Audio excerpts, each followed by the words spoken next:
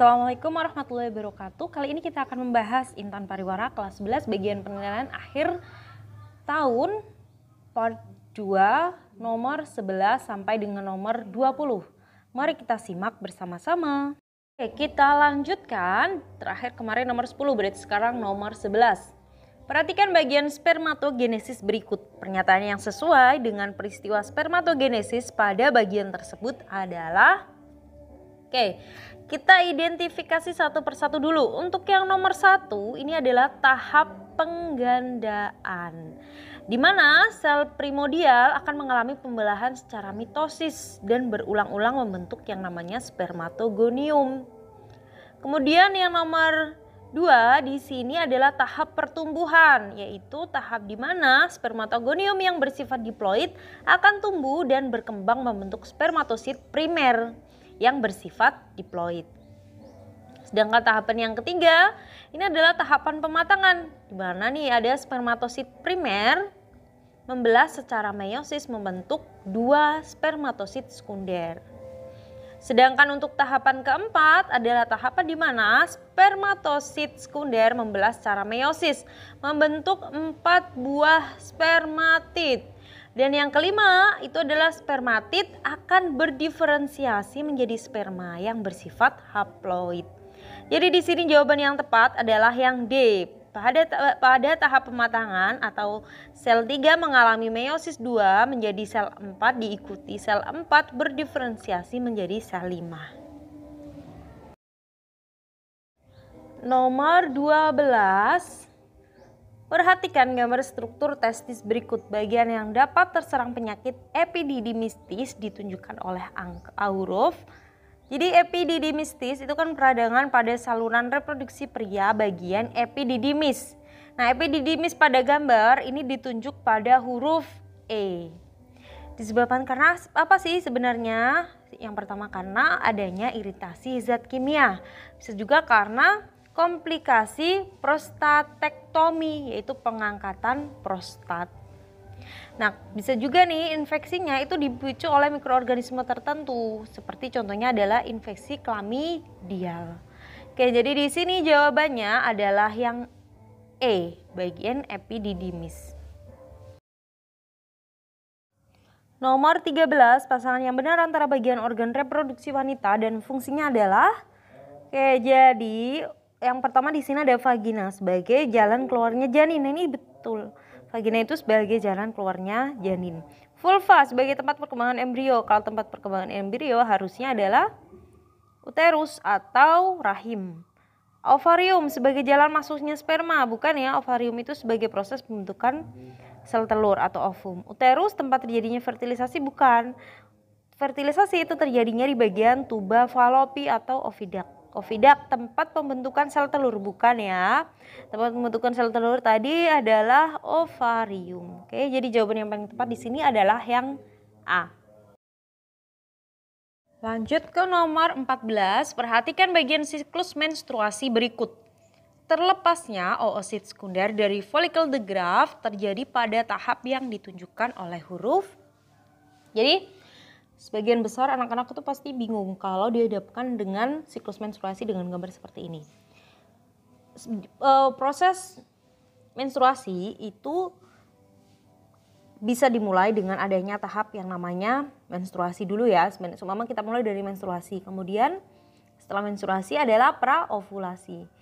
Yang berperan dalam hormon yang berperan dalam menstruasi di sini. Bukan berperan sih sebenarnya. Malah justru karena turunnya kadar hormon estrogen dan progesteron ini akan memicu yang namanya menstruasi.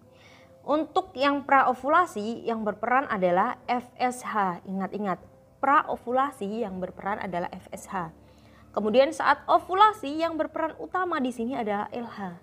Nah, LH akan memicu hormon progesteron dan estrogen ketika ovulasi. Untuk apa? Progesteron dan estrogen di sini difungsikan untuk menjaga ketebalan dinding rahim jika suatu waktu terjadi pembuahan.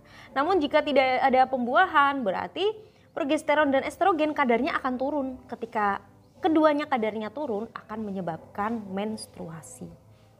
Jadi di sini terlepasnya oosit sekunder dari follicle the graft itu terjadi di tahap apa? sebenarnya terlepasnya itu di sini terjadi pada huruf C atau huruf C maksudnya ya. Bisa kita lihat di gambar, di situ sel telurnya atau sel telurnya atau oosit sekunder akan terlepas dari folikel the graft. Nah, pada tahapan ini kadar estrogennya itu meningkat. Bisa kita lihat estrogennya meningkat. Dan juga hipofisisnya akan melepaskan hormon LH.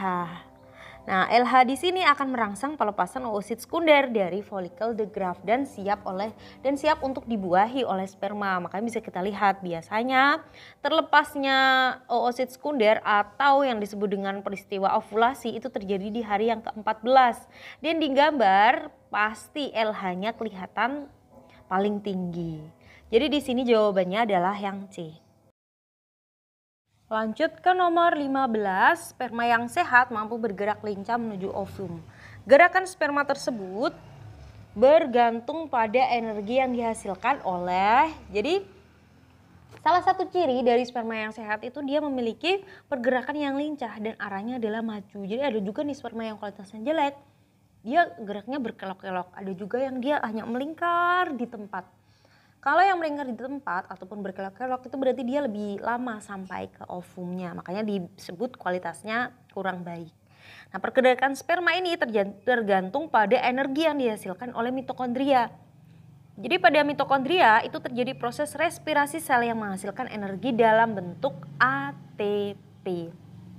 Nah, jadi di sini gerakan spermanya ditentukan oleh energi yang dihasilkan oleh mitokondria. Maka jawabannya yang B. Nomor 16, perhatikan bagian spermatogenesis berikut. Pembelahan spermatosit sekunder menjadi spermatid terjadi pada tahap yang ditunjukkan oleh. Nah, tahap ini yang dimaksud di soal ini berarti tahap yang bawah ya, tahap akhir. Jadi kalau huruf P, coba kalian catat dulu. Jadi setiap Mimin jelaskan, kasih informasi meskipun nggak sampai Mimin edit-edit nih keterangannya, coba kalian tetap dengarkan dan juga bisa dicatat di bukunya masing-masing. Jadi untuk yang P ini adalah sel primordial. Huruf H dan juga R ini spermatogonium yang sifatnya adalah 2N. Huruf S adalah spermatosit primer yang sifatnya juga 2N. Huruf T spermatosit sekunder yang sifatnya N. Huruf U, spermatid yang sifatnya adalah N. Jadi pembelahan spermatosit sekundernya menjadi spermatid terjadi pada tahapan yang ditunjuk oleh huruf T ke bagian U. Jadi jawabannya adalah yang E. Nomor 17, setelah proses melahirkan, payudara secara otomatis akan mengeluarkan ASI. Nah, kondisi tersebut terjadi karena jadi ASI itu secara otomatis keluar karena adanya hormon. Hormon apa? Salah satunya adalah hormon prolaktin. Nah, hormon prolaktin ini diproduksi oleh kelenjar hipofisis saat terjadi penurunan hormon progesteron dan hormon estrogen. Jadi di sini jawabannya adalah yang E, penurunan produksi hormon progesteron dan estrogen sehingga akan diproduksi prolaktin. Nomor 18, perhatikan beberapa jenis gangguan pada organ reproduksi berikut. Jenis gangguan yang hanya menyerang organ reproduksi pria terdapat pada angka, ini kira-kira perlu Mimin jelaskan apa enggak ya? Dikit-dikit aja ya. Jadi untuk epididymistis itu terjadinya pada saluran reproduksi pria, terutama di bagian epididymis, berarti pasti ya ini. Kemudian ada orkitis, ini pembengkakan testis karena virus atau bakteri, berarti ini juga pasti hanya dialami oleh laki-laki. Yang ketiga mioma, nah tumor jinak yang ada pada otot rahim, berarti ini wanita. Lalu ada amenore yang merupakan gangguan pada organ reproduksi wanita yang ditandai dengan tidak terjadinya menstruasi, ini wanita ya. Ada endometriosis, nah ini juga wanita, ditandai dengan tumbuhnya jaringan endometrium di luar uterus, misalnya nih pada ovarium. Yang keenam, kriptokidisme. Nah, ini gangguan kelainan pada sistem reproduksi pria yang ditandai dengan gagalnya satu atau kedua testis turun dari rongga abdomen ke dalam skrotum. Jadi testisnya di sini ada di dalam rongga perut. Biasanya terjadinya ini pada saat bayi. Makanya kadang dioperasi. Oke, jadi di sini jawaban yang paling tepat adalah yang B, 1, 2, dan 6. Lanjut ke nomor 19, perhatikan gambar organ reproduksi pria berikut. Nama kelainan pada organ reproduksi pria yang ditunjuk oleh gambar tersebut adalah, jadi ini bagian testis. Nah, kelainan pada testis ini bisa disebut, salah satunya adalah kriptorkidisme yang tadi. Jadi gagalnya satu atau kedua testis turun, makanya testisnya ada di bagian abdomen.